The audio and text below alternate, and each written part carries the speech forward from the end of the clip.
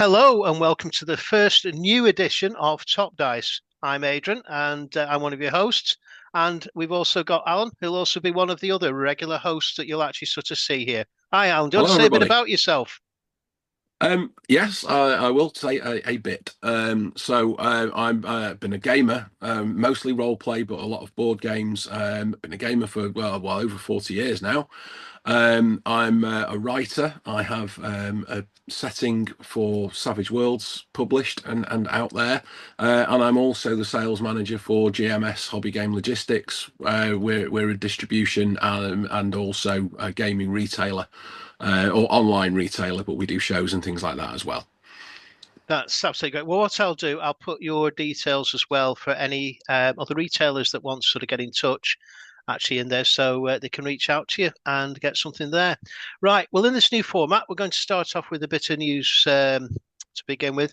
And first of all, we've got the sad news, the death of Rob Wieland, who was a bit of a legend, to say the least, within the gaming circles with everything he did. He was involved with so many different role-playing games and systems, and also did quite a bit of promotional work for a variety of organisations and companies. And I just need to sort of say thoughts are with the family, and he will be sorely, sorely missed. So Very, very sorely missed. thoughts are with you, fella, and I hope that the family are managing and coping at this time.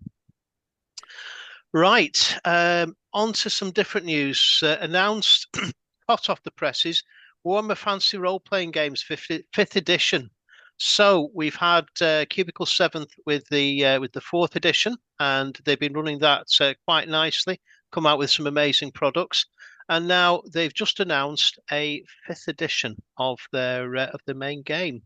So this is going to be a bit of a strange one. This, I think, because they're saying it's going to be compatible with what they've already got out there. They've got similar look to the book.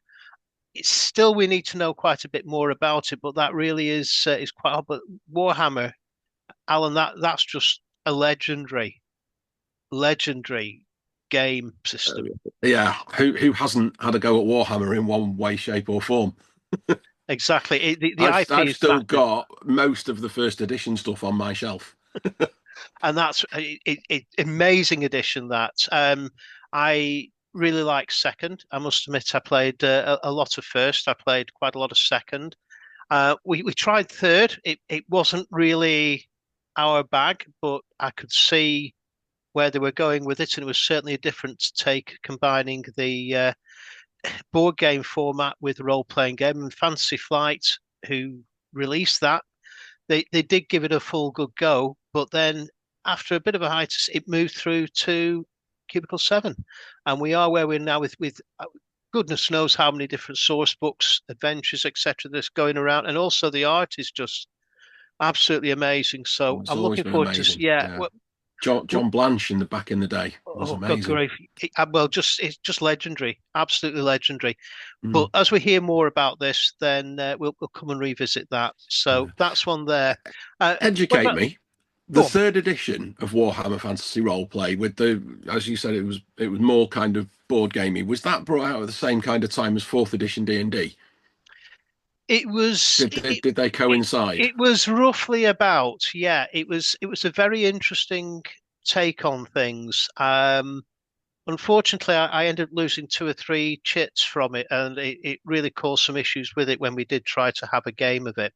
Right. But Wow. yeah, it was about the same time, and it was a very interesting progression or attempt at a progression of combining role playing and board games into one unit, basically.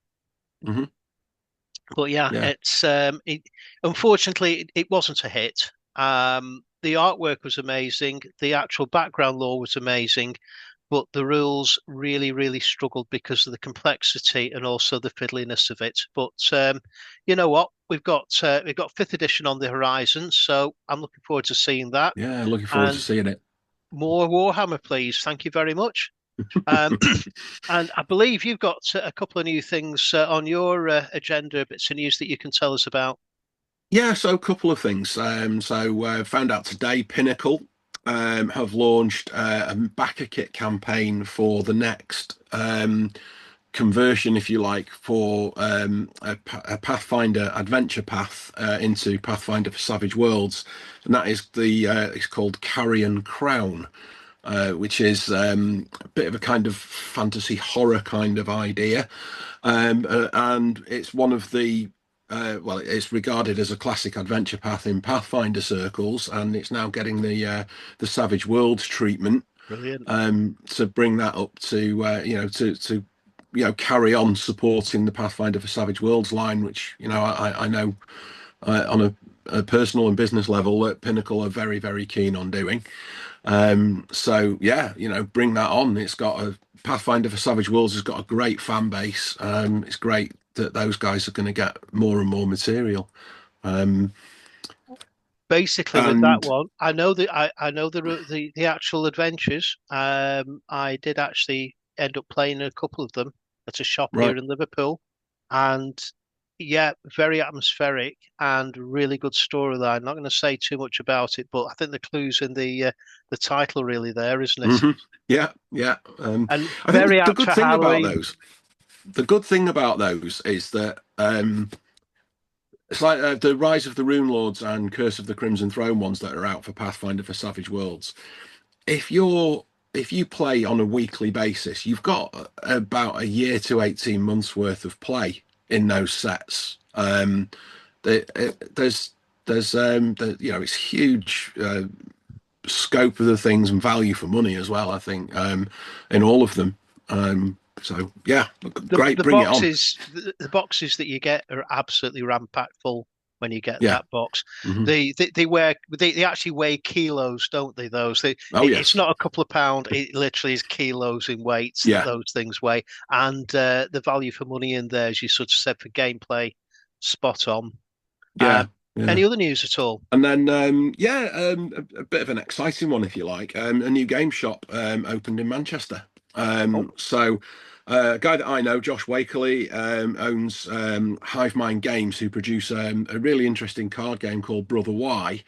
And him and a business partner, also called Josh, they've opened a new game shop in Manchester. They're on the second floor of Afflecks Palace. The shop's called Relic and Roll. And there's a bit of a focus. Obviously, Hive Mind Games have got some of their stuff in there, but Josh is supporting some of the local game producers as well. So Chris McDowell, who wrote Mythic Bastion Land and Electric Bastion Land, what have you, he's a Manchester lad, so they're supporting Chris. And there's also the guys from Three Sales Studios and their game Mapper Monday, which is also a Manchester kind of uh, a local company, if you like, supporting that. And they're very much trying to get a focus on small press and indie brilliant. role-playing games and board games, card games, and things like that. And I had a good chat with Josh about it, and he's got Fanboy 3 round the corner, he's got Traveling Man, and Forbidden Planet, and they're all kind of, they're all in a very small walking distance of one another. So Josh has very much taken the point of view that he wants to do the things that those the bigger stores are not doing. Brilliant. So bring it on. I know he's supporting a number of indie publishers, myself included. He has offered to stock some of my books, and but at the moment he's not stocking the Savage Worlds core rules. And I said, there's no point. There's no point in having my book unless you've got the core rules. So Josh, if you're listening, you need the core rule book as well, mate. Yeah, get the core rule But book in. If nothing else, it's a great one to sort of have there, and I don't think it yeah. sort of intrudes too much on the game lines of the other shops that are near to you. So yeah, No, go we'll indie. wish him all the luck in the world. A Brother Wise, a great game. Josh is a lovely bloke. And really would, really want to see them do well. Right. Well, hopefully we'll be able to get them on here at some point, and we can have a I will chat. try. But I will stick their details in the comments of this video, so that's actually sort of there for them. One other bit of, I suppose, news or whatever from myself. Looking through things the other day, and Start Playing, which is an American site linking gamers with pro DMs. Actually, it's basically a pay to play dating site. I suppose that's the best way to put it. Right. But I'm not going to get into Tinder for whether I agree with D&D. that or not yet. But they recently carried out a survey of how RPGs support mental health, friendships, and also other bonds, which is really interesting. So, just very quickly, a few takeaways. 76% of players said tabletop role playing games have helped them process trauma and emotional growth. Pretty good, that. 31% stated it's a key reason that they actually sort of play this, as in they build the bonds up and it helps with the trauma and growth. 43% said they experienced real life feelings during play. So sadness, joy, love, companion, when they're actually playing the characters or involved with the characters, which again is quite interesting. 57% of players actually generated very close relationships through games, and nearly 9 in 10 players said the game table helped them mentally reset, with 41% actually saying that was the exact reason that they actually sort of played the games for. And as a final interesting stat, because I do actually love stats, 24% were actively dating or married to someone they'd actually sort of met in a gaming session around that gaming Mhm. table.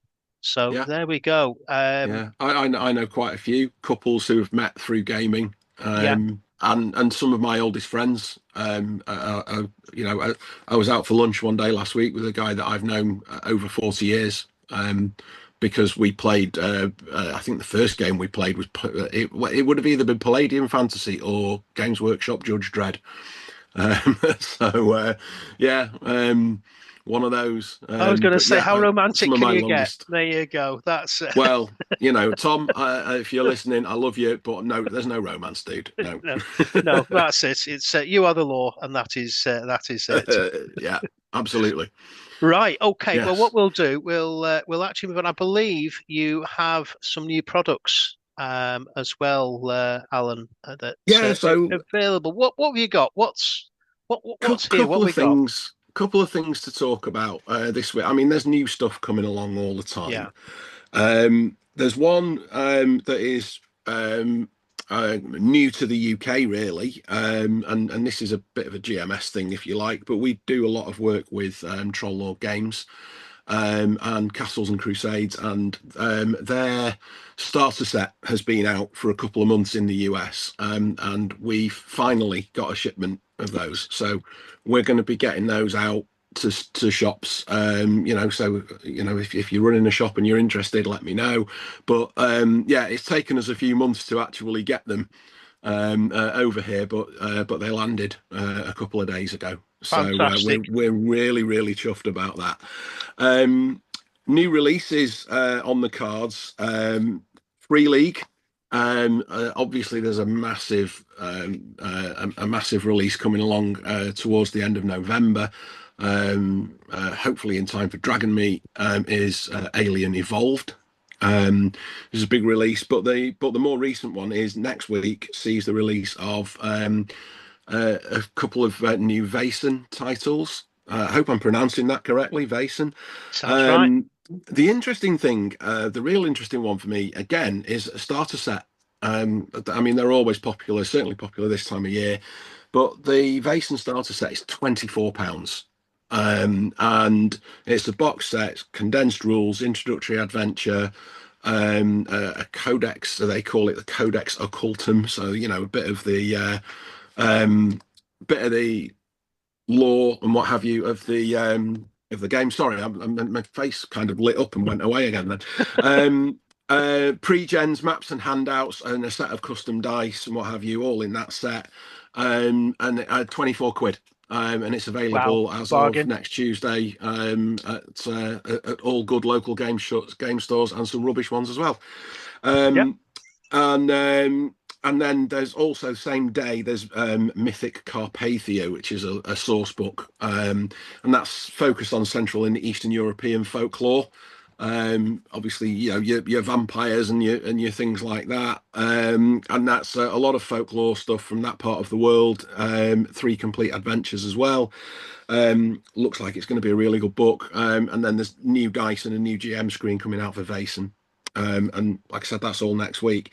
And at the back end of next week is the second edition of 13th Age, we hope. Wow. Okay. Um, which is I've been chatting with Kat Tobin over this for a month or so now, about sort of getting it out there, and it's scheduled for the 1st of November, and it looks amazing. It's all backwards compatible with your 13th age stuff, but what they've done is they've tweaked some of the language, they've tidied up some of the rules and things like that. But a lot of your old adventures and bestiary books and things like that for 13th age are going to be perfectly compatible. I think the big difference is that instead of having one monstrous book for 13th age, they've now split it into GM and player books. And the interesting thing is they're producing or have produced a slipcase set as well, Ooh, yeah. which looks gorgeous. Can't wait to see it. I'd not played 13th Age because I do a lot of Savage Worlds, as everybody knows, but it's one of those games where I looked at it and thought, yeah, do you know what that looks like? It could be, particularly this new version. It looks really good, First edition really, really good. was very decent. Yeah. It kind of took classic fantasy, but it gave it a bit of a different twist. So anyone who plays Dungeons and Dragons, they'll recognise it very much so. But it has its own elements that it comes into play with as well. Mm. So yeah, very nice system Yeah, indeed. can't wait to see it. I think it's going to be great for them. Well, we're going to keep this going, as in we'll have every time we talk. If you can sort of bring us up to speed with new releases, etc., that would be great, Alan. And I know I'm going to put my name down for the Castles and Crusades starter set. I've been waiting for that for quite a while, so that's one on my horizon. What I'm Mm. going to do here at the end. We're trying to keep this new format together and try and keep it in a short, watchable format. So I'm just going to get up the Facebook page. Now, as you're probably aware, we might not be. If you take a look at the, hang on this side, it's just to one side of me up there. It's saying we're part of the Facebook group, which is the UK Tabletop Roleplaying. When I put a notice up on there and sort of said, okay, what do you want to actually hear about, guys? This is your group, basically. This is your YouTube channel. What do you actually want to hear about? So some very interesting things I'm going to run past you, Alan, for the future. First up, Daniel Davis. He said maybe an LGS spotlight that focuses more on the smaller stores rather than franchises like Geek Retreat, etc. So local Hmm. games shops is LGS. We've already done that a bit with the news you've actually sort of had there. And I think that'd be a great idea if we could actually sort of look at that in a bit more depth in one of the, or possibly more of our future episodes. Well, I And think personally on that, I'd love us to have, let's have somebody that owns a local game shop. Come on, get him in. come Yeah. on, come on, give us their opinions on things. Tell us about their play space, their events, and all of that kind of stuff, and promote the business. Well, there we go. None of us would be here in the hobby without the No, old friendly local game shop, would we? that's it. Well, there you go, Daniel. We've listened, we've heard, and what we'll do, we'll make a move on that. Now, actually, semi-related to that, Gavin Iton, hope I pronounced that correctly, put a comment on about a discussion on the groups around Britain, some of the shops or spaces they play in. So again, feeds into that perfectly. Maybe where they play, how they locate players or games masters, maybe some history of all groups that used to exist. So I'll get some older gamers actually on as well. They can talk about groups that used to be around. I know I used to be a member of quite a few of them, and how they actually sort of worked. So that will link in very nicely with the LGS, because a lot of the local game shops now have their own groups set up. So that's Yeah. spot on. Craig Teal, one of our regulars from previous episodes from first edition Top Dice. Way Yes. now second edition. I wonder when we're going to get to fifth edition. Anyway, Craig has put on, sounds cool. I'm happy to get involved. I'm currently training to be an ADHD coach, so could build this in. Yeah, absolutely, Craig. Simon Brody, again, another one of our group experts. Always happy to pop on and chat therapeutic gaming and Game Therapy UK. He's big Mhm. with veterans and Yeah, he does some amazing work, does yes. Simon. They're an And outstanding Simon, organisation. you're on my list, sir. You're definitely on my list. Alistair Fraser, how about RPGs at conventions? How do they work? What's the protocol in getting a game? Do you know, for anyone who's never been to a convention, these are actually really good questions. Mm, What's the play style like yeah, for a random bunch of players unfamiliar with GM rules and systems? That's a whole bunch of things that could be discussed here, especially useful for those that are new to gaming at a con or event, or even being a yeah. GM at one. So, but absolutely great. This. And Matt Jones has put on a note to say, this looks interesting. I'm training to be a psychotherapist and have pro GM'd for 10 plus years. This is feeding back into the mental health agenda. And that's something that we're actually huge on the UK Tabletop Role-Playing Group and Top Dice as well. It's Stephen Mayhew. I think I'm going to give him a red card again. Another one of our usual contributors, oversized dice bags and inferiority complexes. Well, I'll tell you what, Steve, we'll just get you on and you can talk about yourself. How's that? There we go. That's it. Does RPG and insanity run hand in hand? Asking for a friend, honest. Yep, that's definitely you, Steve. We'll definitely sort of get you in. So And there we heavy go. metal as well. RPGs, heavy metal, and insanity. Yeah. Definitely, it goes hand in hand. We've got well, we've actually got Stranger Things coming back in the very near future as Oh, well, I and of can't course that's wait for that. oh And there's a well, stage show as well. Did you? there is it really is sort of there, and I keep pointing up above. You'll notice that the new logo. There's a bit of a story behind that. Um, you'll notice that it's a very strange looking D20. Uh, what I did was I actually sat down with a studio sort of design thing, and I overlaid all the dice on top of each other, gave it a mad glow, made it mess around a bit, and yeah, that's what came out. And I was thinking that just looks absolutely weird. I love it. And one of the other things I used to enjoy was the rock guitar video game back on the old yes. console. So you might notice the actual logo. Yeah. Yeah. Was it Guitar Hero? Wasn't it? It was, yeah, Yeah. and Rock Hero as well. We used to have a guitar and microphone and two or three other sort of bits and go Uh, at it. did We you have the drum kit? it's we had a pretend drum kit. Right. We had two sticks. We didn't actually have the drum kit, Right. and it worked, but not very well. It was a cheap knockoff one, basically. That wasn't the official one, but it did the Right. job, and it gave the family a bit of a laugh over the years. So happy days. Right. Well, thank you very much for listening. Please stick like. Please do stick follow on there. Get us subscribed and listen to Top Dice. Let's see where it actually sort of goes. This we are going to try and be around every week. Next week we're going to take a week off just to sort of look at things and recharge after this initial electric charged episode. But we will be back. We'll be back with more. And the ask from me is please, please, please, if you want to be involved, reach out to us. If you're a member of UK Tabletop Role Playing Game, we'll get you on. If you're not, we'll still have a go at getting you on. It's all about the community. And thank you very much. So Yeah. it's goodbye from him. And it's And it's still goodbye goodbye from from him. him. We didn't Thanks very rehearse much. that, can you tell? Yeah. Right. Bye, everybody. Bye, Take care. everyone. Happy Thank gaming. you.